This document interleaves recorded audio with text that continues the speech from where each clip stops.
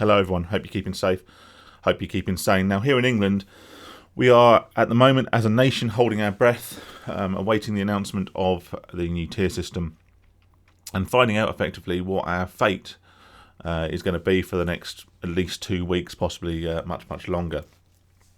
It's going to be quite an emotional time for a lot of people. It's going to be a time where we decide or we find out what the run-up to Christmas this year is going to be like for a lot of people. Well, are we going to be able to see friends? Are we going to be able to see family? Are we going to be able to socialise? Are we going to be able to celebrate, at least in a similar way to the way we have done traditionally? Now, I live in a very safe part of the country, and we have one of the lowest rates of infections, but I have no expectation that we will be in anything other than a highly restrictive tier during this next coming period. When this is announced, we will inevitably face a swathe of emotions, and these are emotions that we're not going to be able to realistically control. There is a strong likelihood that we will feel betrayed, we will feel angry, many of us will feel deflated, upset, depressed, some resolute maybe. We can't control the emotional response we have to setbacks, and there will inevitably be a strong emotional response to a setback, to a dictation of your life, and to restrictions forced upon you that are beyond your control, and often, in many cases, beyond understanding and beyond our rationalisation. There is very little we can do to control our emotional response. However, what we need to do, particularly as addicts, particularly as gamblers, is we need to look at controlling our physical response, our behavioural response, what we do in response to what is likely to be, for a vast number of people, upsetting news, deflating news, and coming to terms with what's going to happen next. Now, I will speak from my own experience. Traditionally, what I would do when I faced a major setback, or what I deemed to be a significant setback in my life, or if I got significantly bad news or something of the sort, my typical response would be to get drunk and gamble. That would be the way I would behaviourally react to a situation. Again, as always, I had no control over my emotional reactions, my psychological reactions. These are things we can't really placate. But what we can do is we can react in a behavioural way which we are able to control, or at least have more control over. As addicts, we have less control over that. So what we need to do in preparation for what is likely to be an emotional time is make preparations for the urges and for the triggers that might cause us to act in a more destructive way. Because although the news we are likely to receive this morning is unlikely for many to be positive, it's unlikely to be what we want to hear, reverting to bad and negative behaviours is ultimately going to make the situation 10 times worse. We may wake up tomorrow morning realising that for the first 2 weeks at least of the run up to Christmas, we're not able to see our friends, we're not able to see our family, we're not able to go to the pub or to to restaurants or whatever we can't do that we normally do to celebrate this time of year. But what we don't want to be doing is waking up tomorrow and having all of that emotion, all of that disappointment, and combined with what we spoke about in the past as a gambling hangover. We don't want to wake up and realise that not only are we now subject to these quite punitive restrictions, we've also done our brains the night before. And to be completely honest, as a gambler or as a recovering gambler, this announcement and this revelation theoretically couldn't possibly have come at a worse time.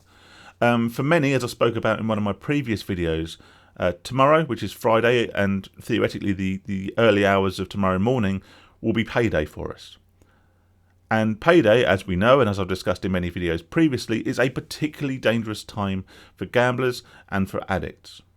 I used to, on many occasions, stay awake till ridiculous o'clock. Maybe it was midnight, maybe it was 3 o'clock in the morning, depending on whenever my wages went through. And the first thing I would do is load up the laptop, get on the online casino, And not every time, but a significant amount of the time, by the time the morning came about, by the time the sun rose, I was skint. Or at the very least had lost a significant and unaffordable amount of money. Now, with the current situation that's unravelling today, with the emotions that's likely to cause, and the fact that my second go-to to deal with a stressful and a situation or bad news would be alcohol, I would be setting myself up for a massive fail when it came to getting paid tonight. I would be lining myself up to, so with the emotions and with the effect of the alcohol, do myself a lot of financial damage and also damage in terms of my recovery. Now, I sit in what I deem to be a relatively fortunate position, and that's not fortunate by luck, that's fortunate by choice. I have, in the past, put in a substantial amount of blocks to prevent myself from gambling in this way. My money goes into a safe account where gambling transactions are blocked. It's also monitored by my wife, which sounds a bit like, I'm being treated like an infant, like a child who has pocket money, but I know that it protects me and it gives me peace of mind, and actually it does make me feel a little bit more comfortable that I'm protected in this way. I also have blocks in place, obviously, online. I've spoken about GamStop a lot. I'm self-excluded from as many casinos as realistically I can find online. So when I get paid, I don't have the option to add to that stress. However, a lot of you guys will, and now is the time to maybe try and get something else in place to counteract what is inevitably going to be quite an emotional time for a lot of us. I wish everyone well. I know this is going to cause division amongst certain parts of the country. I'm in Suffolk, and we are incredibly, low in terms of risk. Like I say, I have no expectation of a positive outcome for this, but if I do, I understand. If we do, and then we do end up in Tier 1, and we can go to the pub and see friends and see family, I understand this is likely to cause a division with a lot of my friends in Essex and all the rest of it who can't necessarily celebrate the run-up to Christmas in the way they like. So this is likely to cause a lot of division, as this whole situation has. But what I say, and the reason that I often say about creating a them and us situation between non-gamblers and gamblers, is that we are better, we are more powerful, and we are more productive together when we work and pull in the same direction. So there will be resentment, but I wish everyone the best in getting through, keeping safe and keeping sane. Now, just a couple of things before I go. I really hoped that I could do a live stream this evening. Like I say, with the build up to payday, I thought it was an ideal time to have a chat with people who might be suffering. As it stands, I'm not sure if that's going to be able to happen. I explained before that at the moment, because of the lockdown and the restrictions, which are at least likely to be in place for the coming week, I do have a bit of a house full. And this is sort of something that I don't want to be distracted with. I want to give my full attention to you guys, and so obviously chatting to you lot and answering questions that you might have. So I may go live tonight, but please don't, expect it, because I can't promise it myself. This is one thing I do in between a full-time job, a couple of side hustles, family, and everything else. So, I can't commit as much time as I'd like to it. So I do appreciate your patience with the live stream thing. The other thing, thank you for the response to my last video talking about gambling affiliates that promote non-GamStop casinos. I think this was a bit misunderstood by some people who clicked on the video thinking I'd be talking about streamers. If you want to know my opinions on streamers, I have made a couple of videos about them in the past, and I will continue to read your comments. And if a streamer or a content creator comes out and does something that is unethical, beyond the very fact that they're a streamer and a promoter of casinos, if they are to promote these non-GamStop casinos or do something that's disingenuous, or they are proven to be fake, I will of course report on that. I will of course talk about that, and I will of course, campaign or use anything in my limited but personal power to, address it. What I can't do, and what I can't really do, is to stop picking on individual streamers who have in effect done nothing different to a lot of others. Firstly, because it would just take forever to call everyone out. Secondly, I think that would actually potentially cause more harm than good. I do speak to a few gambling creators here on YouTube, and whilst they're aware of my misgivings, I think it's better that we work closely together to help eliminate the most dangerous, the most predatory, and those that prey on problem gamblers, and those for example, in my last video, who have already taken steps in their recovery by installing GamStop and then targeting them specifically with the promotion of gambling. These are the sorts of things I'd call out.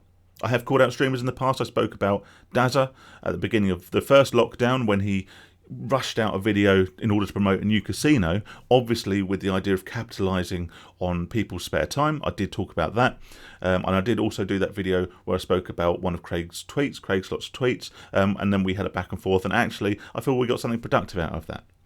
So I do appreciate everyone's opinions, and I do appreciate that a lot of people will have much stronger opinions about casino affiliates, casino streamers and everything than I do.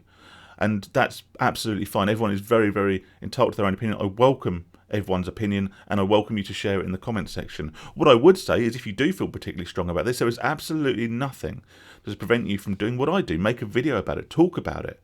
Write to the UKGC if it's something you feel strongly about. This is exactly what I'm doing, and it's something I will spend a bit of time over the weekend doing when I get some spare time. I will be spending some time drafting a letter to the UKGC and also finding out ways in which we as a community can address the problem of these ruthless, immoral affiliates who are specifically targeting gambling addicts. So anyway, that's enough for today. Hope everyone stays safe. Hope everyone stays sane.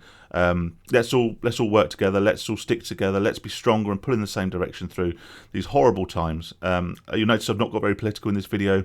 I do have my very strong opinions about these restrictions. I do have my very strong opinions about the government's COVID response, but I won't talk about them in this video because it's irrelevant. And actually, very, very finally, this is one thing I say about these sort of opinions and this division and this hatred of others is, whilst I may have personal opinions on other people or about situations, quite often I will only share them if I believe them to be in some way beneficial to us as a community and to those watching my videos. Primarily, my channel is to help people recover from gambling. I do offer my commentary and my opinion on certain elements, but I won't do it purely for the sake of creating drama, because I don't feel that's beneficial to us. We have a priority to look after ourselves first and foremost, and worry about others, what others are doing, sort of as a secondary. Take care of yourselves, guys, and I look forward to speaking to you all soon. All the best.